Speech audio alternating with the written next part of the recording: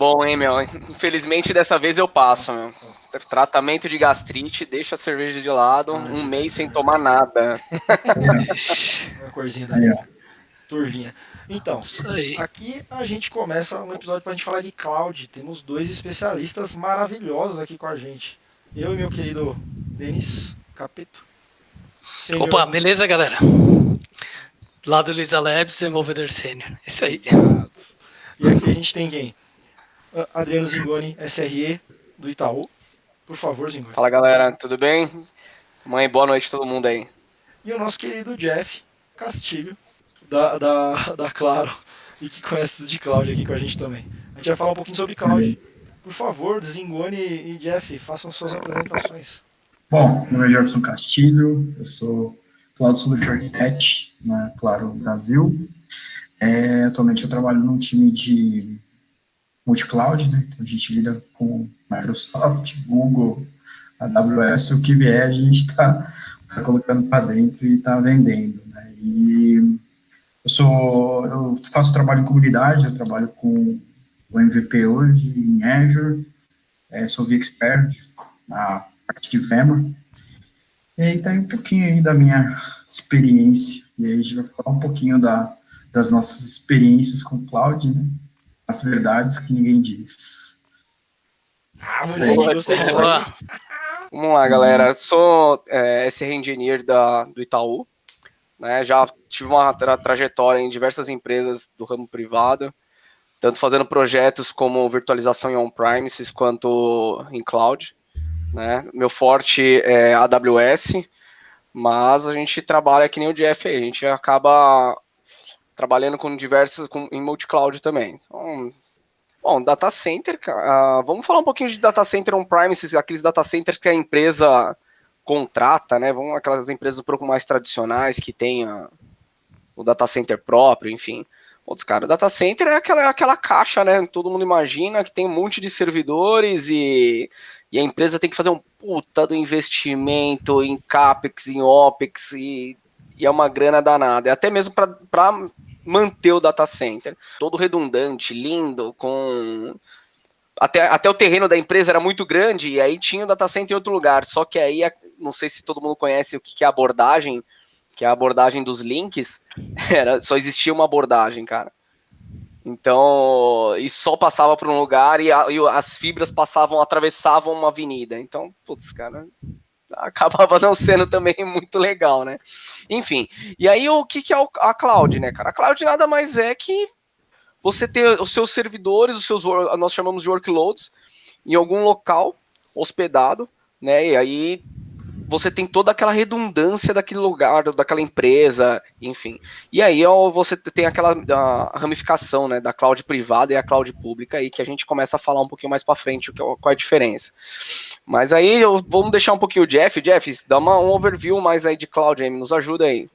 Eu vou ser bem sincero, os dois são data centers, né? De uma forma ou de outra, essas empresas Google, Microsoft e a AWS, elas contratam serviços em seus próprios data centers, contratam terceiros para fazer zonas, edges e outros pontos de alocação de recursos, né? Então, alguns chamam de zona, outros chamam de site.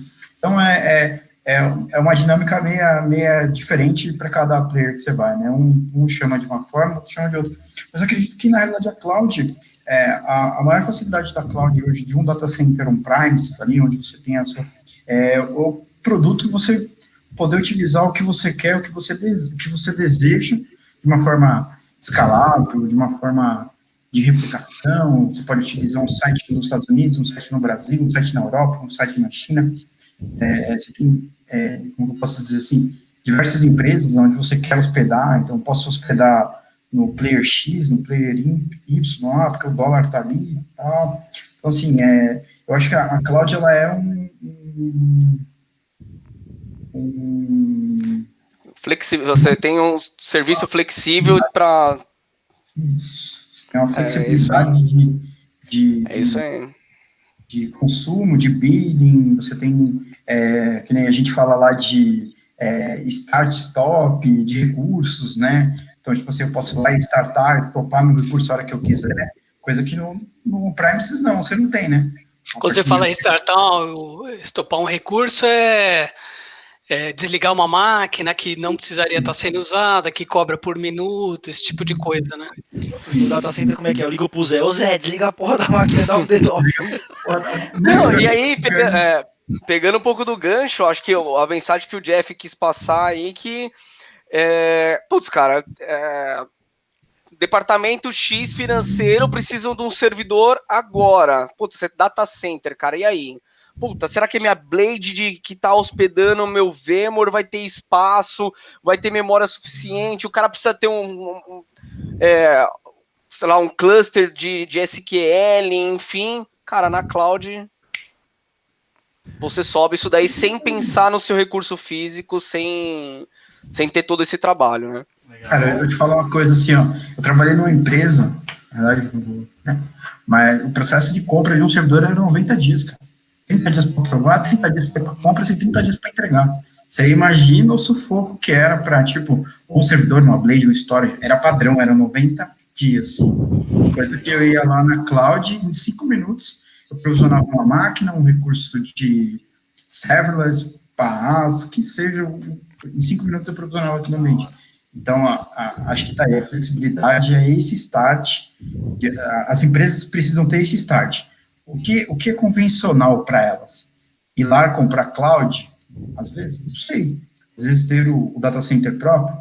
Tem empresas que preferem manter seu data center próprio, mas tem empresas que pensam, tipo, numa questão de facilidade, start, foi o que o Adriano falou ali, precisa de uma prontidão para acionar um recurso, eu vou contratar cloud. Eu tenho tempo para esperar, eu tenho tempo para...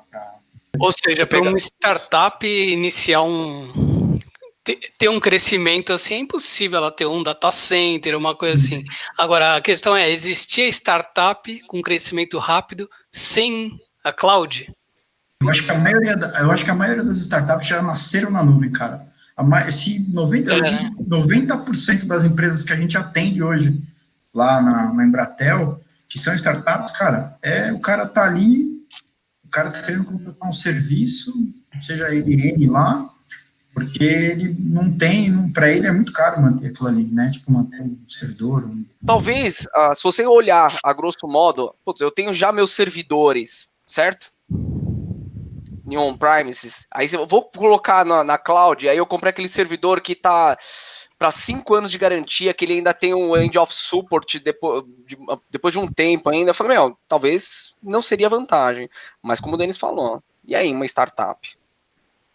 Acaba sendo mais rápido e mais barato, acredito eu. Porque tem o custo embutido. Tem um custo muito embutido, né? Você tem que pagar a energia elétrica, cara. Você tem que pagar a refrigeração. Vocês têm noção quanto que é o custo de um FM200, cara?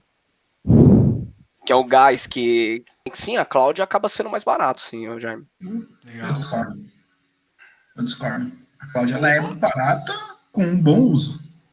Tá? Se você pega lá o seu ambiente lá, que ele está lá bem desenvolvido, vamos lá, vou fazer a vez aí, o Denis, um desenvolvedor, né, nato aí, desenvolveu um sistema lá, e falou, pô, chegou lá no gerente dele, no gestor dele, e falou, cara, vou pôr esse negócio, esse sistema na nuvem. Isso acontece, ele não seguiu ali as suas boas práticas, tudo, e aí ele compra um workload lá, X, N, para poder atender aquele recurso, entendeu? E aí, com o tempo, o sistema foi ali crescendo, e aí, cresce máquina. No final do mês, o gestor dele viu e falou, caramba, cara, que custo cara da bexiga, mano. É mais fácil ter hospedado aqui dentro. Entendeu? Então, assim, às vezes, o dimensionamento de uma arquitetura, seja ela o que for, às vezes ela é mais cara do que uma cloud, né? E isso daí depende do jeito que o cara arquiteta aquele recurso ali, seja ele qual for, né? Não adianta ele só arquitetar toda a parte de infraestrutura, mas também tem uma parte de arquitetura de desenvolvimento, de sistema, para ele rodar e os dois andarem juntos, entendeu? Aí sim, é mais barato.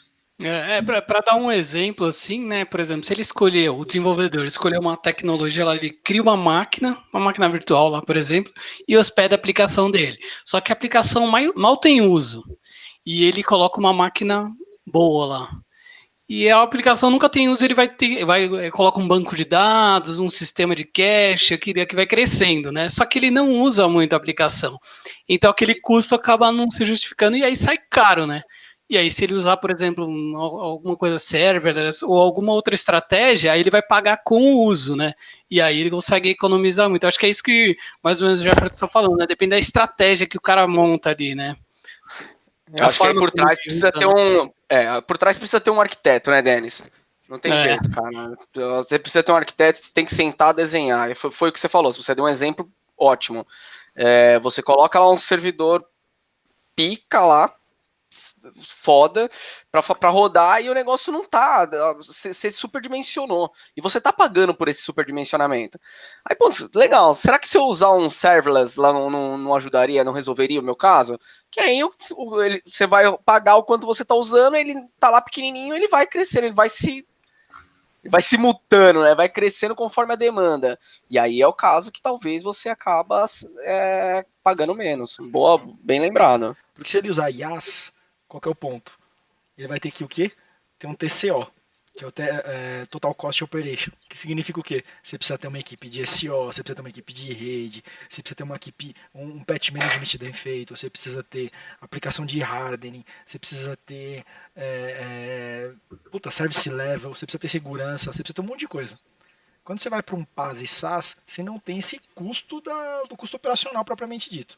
Ô, Gimo, me lembrou um negócio aqui, que esse negócio que a gente tava falando de custo, né? Que, cara, não é tão raro a situação onde a pessoa provisiona, né? Que chama, ou seja, cria máquinas, assim, ou algum recurso na nuvem, né?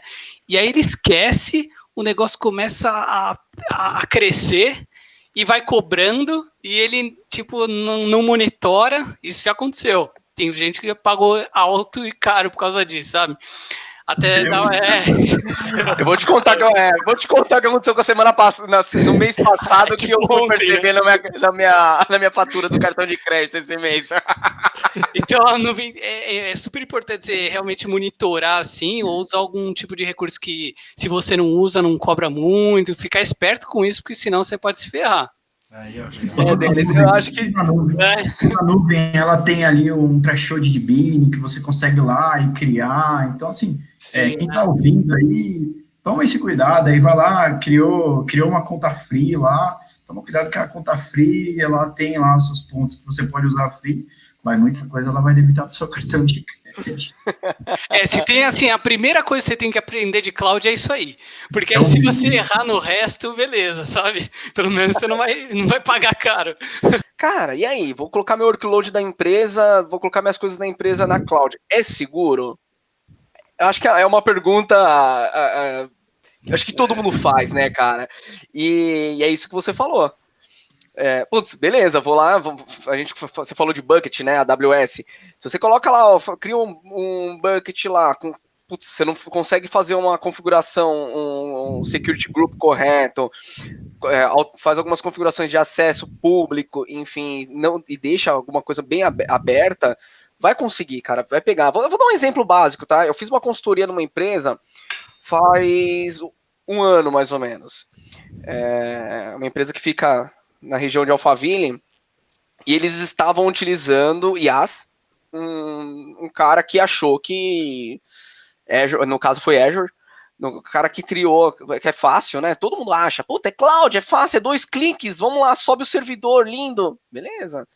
O cara subiu o servidor, precisava acessar os servidores com serviço crítico da empresa, precisava acessar da onde que ele queria, o que ele fez? Deixou a 3389 liberada para a internet. E aí? Doeu aí, cara? Caramba, eu caio todo dia. Cara, e Denis, você coçou a cabeça, cara, é o mais comum. Porque o que a gente fala aqui é muito comum, gente. Porque quando nós estamos falando de cloud, nós estamos falando de facilidade, certo? Todo mundo, putz, é fácil. Beleza, você vai subir uma AWS, você vai utilizar uma VPC default? Não, putz, você cria uma VPC, entendeu? Só que quando você cria a conta, já tá lá a VPC linda pra você. Então é o que eu digo assim, é fácil. Então é seguro? Cara, no meu ponto de vista, é seguro, depende do cara que coloca a mão, tá? Depende do cara que vai configurar. E é o que você falou aí, coloca a bucket aí pra acessar, coloca um servidor virado com a bunda na internet aí com a 3389, lindão. Ema. Backdoor. Não é backdoor, cara, é front door. E é isso. Então o recado também, galera, é assim, é o seguinte, vamos lá nos recados. Tem uns pontos que é caro, é barato? Cara, é barato até onde você configurar de forma correta, usar de forma consciente. É seguro? Cara, é seguro? Tá configurado de forma correta? Aí vem o X da questão. Então acho que é um recado bacana aí. Vamos prestar atenção na configuração. E até colocando o ponto que você colocou aí, Adriano, falando ponto de segurança, essas empresas que contêm hoje nuvem, cara, elas têm trocentas certificações de segurança, cara, muito maior que muita empresa aí que recebe data center. Então, assim, aí as pessoas perguntam, falam, é seguro? Cara, é seguro, depende de como você monta, foi o que o Adriano comentou, de como você monta a sua infraestrutura. E tem um ponto bem interessante que eu vou pegar, eu trabalhava numa consultoria, e aí o cara virou para mim e falou, Jefferson, puxa, você está fazendo um trabalho de pré-venda para a gente aqui, pô, bem legal, tal, mas aí eu vou entrar num ponto bem interessante. O cara virou para mim e falou, cara, a minha auditoria, ela pede que tenha, eu preciso ter o número do hack, em qual hospedado o servidor.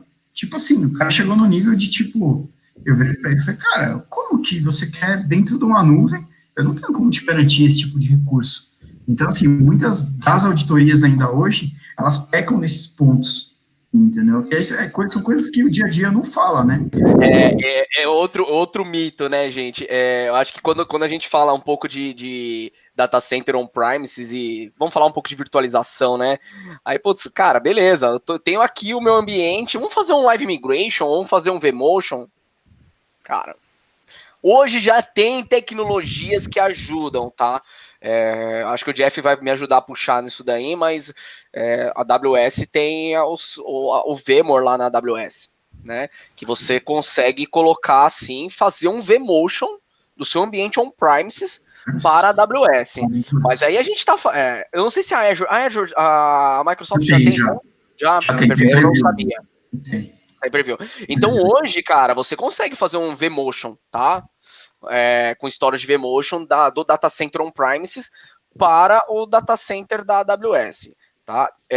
Até onde eu tinha visto esse recurso, nós estávamos falando só dos Estados Unidos. Tá? Só que aí vai a pergunta, Japa.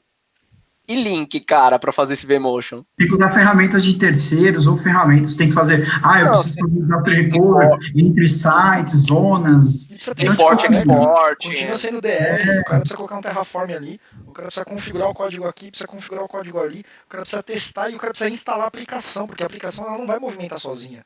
A infraestrutura você vai subir, mas você ainda precisa startar algumas esteiras de DevOps ali para poder começar a empurrar as aplicações lá para dentro, que é o papel do SRE, né? Que é fazer esse papel de mudar de região. Então, cara, a galera pensa que é muito rápido, mas não é tão assim, não, cara.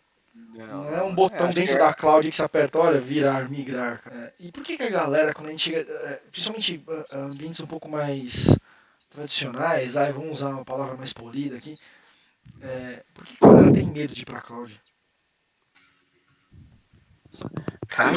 Os técnicos. Eu acho que é muito, duas coisas, é místico, seja a palavra certa, místico, e o cara tem medo de perder o emprego dele. Desculpa o teor da palavra, mas tipo assim, o cara, ele sabe que ali dentro da casinha dele, ele tem tudo ali, ele tem nome de servidor, ele tem rótulo, então ele coloca o nome do He-Man, nome do Darth Vader, e aí vai. Como uma questão de, eu não sei se às vezes o cara ali tem muito medo, né? Aí a gente cai naquela confusão que o cara de infraestrutura vai o cara que mexe com infra hoje, daqui 10 anos ele não vai ter mais o cara de infra, ou o cara que está indo para infra as a code, mexendo com DevOps, esteira de DevOps. Então, assim, esse cara aqui hoje, ele ainda lida ali muito com data center, com a questão de trabalhar com on-premises, tem um pouco de medo, às vezes, de ir para a nuvem, mas não é de ir para a nuvem porque a nuvem vai proporcionar um bom trabalho para ele.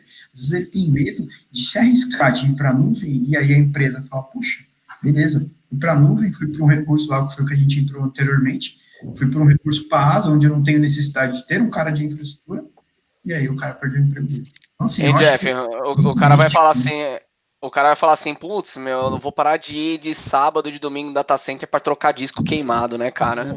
Cara, infelizmente, é o que dói mesmo, né? É o que o Jeff falou, eu não tinha pensado por esse viés, tá?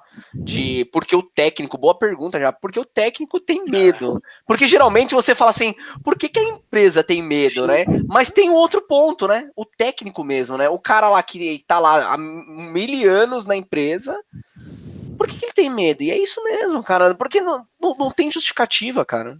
Quando eu comecei há 6, 8 anos atrás, foi quando eu comecei a mexer com nuvem, eu falei, caramba, mano, eu vou perder meu emprego um dia. Por quê? Por que eu vou perder meu emprego? Porque eu não sei esse negócio. Entendeu? Às vezes a reclusão do cara de levar para a nuvem não é porque ele quer ir para a nuvem, é porque ele não conhece. Então, assim, você pode ver aí hoje, LinkedIn, Facebook, a galera posta. Você não vê mais a galera tirando certificação de VMware, você não vê mais a galera tirando certificação de Microsoft, Windows Server, até morreu já, né? Certificação. Você não vê mais os caras tirando certificação de Red Hat Linux, LPI, cara, você não vê mais. Você vê, cara, 90% da galera é nuvem. A galera entendeu que, tipo, mano, o boom da nuvem. Mas até quando? É que nem quando lançaram o Office 365, Google for Apps. Nossa, os caras falaram, pô, tá o boom disso daí, vamos migrar. Só que acontece, uma hora, esse negócio, as empresas vão estar tão consolidadas nessa questão de nuvem, que a demanda de procura de serviço vai acabar. E aí quem que vai reinar? Os caras que estão acostumados, que mexem com DevOps, o desenvolvedor que conhece um pouco de infra, o cara de infra que conhece um pouco de desenvolvimento, entendeu? Então, são esses pontos, entendeu? Eu vou te falar assim, o arquiteto hoje, no meu caso, o arquiteto hoje, ele vai ter emprego? Acho que não, porque ali de uma forma ou de outra você vai ter que acabar tendo que ter alguém ali para galgar e desenhar, e ter um cara que vai pensar como um advisor ali, pensar no geral. Mas se você for parar para pensar hoje, o cara de infra vai morrer? Minha opinião, vai. Não sei daqui quanto tempo, mas vai. Para quem está começando assim, né? Início de carreira mesmo, o pessoal está fazendo uma faculdade, estágio e tal, e se interessa por essa parte de cloud, né? O que vocês indicam, assim, de como estudar, algum curso ou livro? Como que vocês acham que é um caminho legal para aprender? Eu levanto a mão, cara, eu levanto a mão, por duas coisas. Primeiro, o que me fez me alavancar a minha carreira, certificação, tá? Mas assim, seja um cara que estuda. Isso aí é controverso, hein? Tem um pessoal que não gosta, né, de certificação. Fala, mano, eu sou a favor, tá? Me posicionando já, eu sou a favor. Eu acho que contribui. Eu acho que depende, tá, cara? Acho que depende muito, tá? Acho que depende muito. Hoje eu trabalho... Eu tenho um forte conhecimento em AWS. Não tenho nenhuma certificação AWS. Pelo contrário, eu tenho Azure. Mas se você falar assim, o que você conhece mais? AWS. É engraçado, por exemplo, eu tenho certificação da AWS, tenho 2 certificações, mas com certeza você conhece mais que eu. Aí nesse sentido você fala, pô, então eu sou contra a certificação. Não, eu sou a favor, porque eu acho que ela dá um roteiro assim para você estudar, para você aprender, sabe? Não sou contra. Denis, eu vou te falar sobre certificação. Só um minutinho já, passo rapidão. Qual que é o problema da certificação, cara? Você tem o cara que estudou para tirar a certificação e o cara tem o teste Kingzeiro lá. O cara que fica lendo o teste King. Tá? E aí o cara tira a certificação. Tá? Então você tem os dois públicos, cara. E aí, nada mais é um papel. E aí, quando você vai saber que o cara conhece mesmo? Cara, a hora que você colocar ele lá para fazer o negócio. Porque o papel, o ID dele, não me diz nada, cara. Não me diz nada. tá? A gente vai falar muito de certificação, de faculdade para TI. Puta, cara, eu sou totalmente a favor de um curso superior, tá? O problema é que tem empresas de grande porte que pede muito, tem que ter um curso superior, tem que ter certificação. Aí chega um cara lá, formado, superior, cheio de certificação, o cara é contratado. Beleza. O cara fez a faculdade dele, uma penca de DP, se lascou pra caramba, só ficou no bar. O cara foi lá, tirou as certificações, decorando o teste King, o cara entrou na puta da empresa, tá? O cara vai falar na entrevista, ele vai falar porque ele leu lá as perguntas e as respostas e ele vai saber como é que é. A hora que coloca o cara, vamos lá, vamos ver o negócio, vamos colocar dentro do War Room pra ver o que tá pegando, né? O cara chora, o cara soa, o cara caga, o cara faz de tudo, porque o cara não vai... estralando e o cara suando ali. O cara vai mijar, entendeu? Não tem jeito. Certificação é importante? Eu gosto, tá, Denis? Eu gosto, mas eu acredito que, assim, não é o difusor de águas, tá? A certificação não fala que o cara é bom ou não. Acho que o que vocês comentaram realmente, a certificação, ela é um papel ali, um transcript, seja qual for. Mas, assim, você pega hoje aí, né, essas redes sociais, LinkedIn, tudo, cara, é batata. Você olha lá o prospecto da vaga lá, o cara lá, vamos exemplar, um analista, um arquiteto de cloud. O cara vai pedir certificação Google, AWS e Azure, seja qual for. O cara quer tudo, né, João? E o cara quer tudo, Aí você pega uma vaga de DevOps, o cara quer Jenkins, Terraform, Ansible, o cara quer... Aí o cara pega uma vaga de desenvolvimento, o cara quer um full stack virado ao contrário, né? Então, assim, se a gente parar para pensar, às vezes a certificação ela é um balizador até para poder te mostrar o nível de perfil que você tem, entendeu? Hoje eu sou um cara que eu tenho muitas certificações da Microsoft, mas não tenho AWS, estou estudando para Google, entendeu? Espero, Deus te abençoe. Mas, assim, se a gente for parar para pensar, hoje 90% das empresas pedem certificação e, cara, o cara que está ali na frente, que é o recrutador, ele vai olhar e vai falar, o cara tem um perfil, vou colocar para dentro. Aí eu acho que entra um pouquinho no que o Jaime falou, que é a questão dele, com o par dele ali, né, o cara que é o cara ali, que é o cara que você conhece tecnicamente, o cara sugar do cara, entendeu? Chegar no nível ali, high level, hard, de te perguntar o detalhe do bit abaixo do que ele vai trabalhar. E aí, meu amigo, a gente sabe, né? O cara tem experiência? O cara tem experiência, o cara vai responder o bit byte ali e vai te bater frente a frente. Senão, ele vai te dar um somebody love. Quando ele te dá um somebody love, você vai saber. Quando a gente fala de cloud, a galera, os meninos confirmaram aqui, né, de agilidade, flexibilidade, né, nem sempre é mais barato por uma questão disso. Mas quando a gente fala de agilidade, a gente fala assim, putz, cara, o cara de sistemas ele tem autonomia, né, dentro do limite dele, de subir desse serviço, dentro da própria conta, né, que a Squad toma conta. Por exemplo, pro limite que você passou, ou até mesmo onde você está hoje na Magazine Luiza, o cara de desenvolvimento ele tem liberdade de mexer e subir desse serviço na conta dele, por exemplo, eu quero usar um EKS, quero usar um Kubernetes, não quero usar isso, quero usar um MongoDB, quero usar um CassandraDB, esse tipo de coisa. Então, isso daí depende de empresa para empresa, né? Tipo, tem empresa que dá um pouco mais de liberdade e tem outras empresas que funcionam mais como de você solicitar o recurso, assim, né? Não tem tanta autonomia. Lá no Labs a gente tem vou dizer, uma autonomia parcial, assim, sabe? Por exemplo, a gente consegue fazer scaling de aplicação, a gente ajuda a definir a arquitetura, se vai usar isso, aquilo e tal. Mas também, de certa forma, a empresa ela vai construindo algumas coisas que se você fizer daquele jeitinho que as pessoas já costumam fazer, vai ser melhor, sabe? Do que você tentar fazer uma estrutura muito diferente, sabe?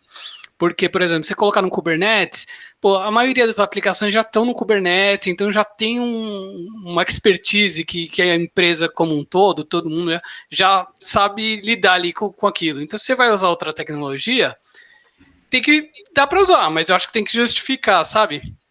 Agora, tem outras empresas não, que o próprio time E eu gosto desse modelo até. O próprio time gerencia tudo, né? Uhum. E aí ele tem o controle do custo, ele sobe tudo. Eu já trabalhei em empresas assim, era uma empresa menor, né? Eu não sei se esse acho que é um grande desafio para empresas grandes, né? O Labs hoje tem mais de 1.000 desenvolvedores, né? Agora está chegando a muito mais que 1.000, né? Então eu acho que fica um desafio muito maior, né? Mas tem um ponto interessante que o Denis colocou, que além de tipo, o cara definir ali qual cenário, né, colocando ali, foi aquele mesmo que colocou, que às vezes ele mesmo está ali na arquitetura, ajudando e tal, desenhando o processo, mas, cara, 90% dos ambientes que a gente recebe hoje, ali, colocando, né, trabalhando com arquitetura, cara, é o desenvolvedor que pontuou. Às vezes o arquiteto ele só recebe, ou o cara de infraestrutura ele recebe, e fala, então tá bom, é isso que você quer, eu preciso de um Docker numa máquina, eu preciso de um ambiente de AKS, de EKS, e aí o cara passa isso daí para cima e fala, beleza, eu vou colocar. Por quê? Porque o desenvolvedor que colocou ali, ele que implementou, qual o melhor cenário que para ele atende. Então, assim, eu acho que o desenvolvedor, ele tem um ponto muito importante nessa cadeia de construção de todo o cenário que vai ser feito, entendeu? Porque às vezes o arquiteto, ele esquece de ir lá e conversar com o desenvolvedor, mas foi o cara que desenvolveu ali. Então, ele sabe quantas máquinas ele vai precisar, ou quantos workloads, seja eles... o workload ele pode ser diferente de trabalhar em uma outra zona, trabalhar numa zona A, numa zona B, numa zona C, ele vai ser escalável, eu consigo colocar um load balance ali na frente, para ele rotear as entregas. Então, assim, o desenvolvedor vai saber dizer isso, falar, puxa, minha aplicação eu construí aqui, mas ela não é escalável. Ou ela é escalável? Às vezes, muitas das empresas pecam nesse cenário, porque o cara fala, beleza, meu cenário é escalável, mas quando você coloca a aplicação em produção e vai escalar isso daí, ela não é. Então, assim, o que ele colocou realmente é muito importante. Às vezes, as empresas, elas têm que entender que, às vezes, nem o cenário ali, que é a colinha que ela tem, né, você trabalha em Kubernetes, você trabalha com containers, você trabalha com infraestrutura local ali, estrutura de DevOps, mas com criação de máquinas virtuais, as empresas elas têm que entender que o desenvolvedor que está ali na ponta, ele tem que entender que ele é o cara que ele está desenvolvendo e ele é o cara que vai falar qual melhor aplicação vai rodar, se o Node.js vai rodar numa máquina Windows, se o IS vai rodar no Linux, tipo, são coisas que, tipo, tem cenários que rodam melhor em cada sistema operacional ou em cada aplicação. Então, acho que o desenvolvedor ele tem um ponto crucial nessa resposta. Acho que é bacana, Jeff. E pegando um pouco do momento que nós estamos agora, né, que é o momento ágil, né, que aí você vai falar de squads multidisciplinares, né, cara.